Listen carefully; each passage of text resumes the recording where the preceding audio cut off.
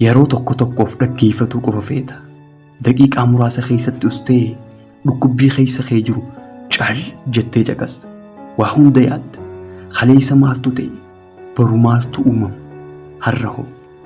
Jas ammallee dhukkubbii si malee namni biraan hubanne daranuu hoggaa dabalaa deemu dhageessa. Ammallee yaaddoo keessa seenta. Ispeeshaalii fuulduratti waan uumamuuf deemu yaadda. Jireenyi kiyya ka fuulduraa akkam jetta?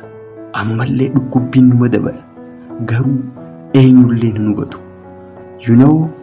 Akki sun gaariidha. Ammas taa'ii yaadi.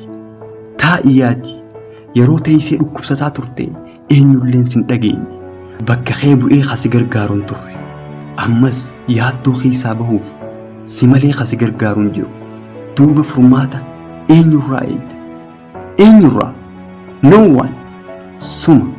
Sumarraa amma dabareenta furmaataati. Of keessatti furmaata caqasi. Of course suma keessa jira.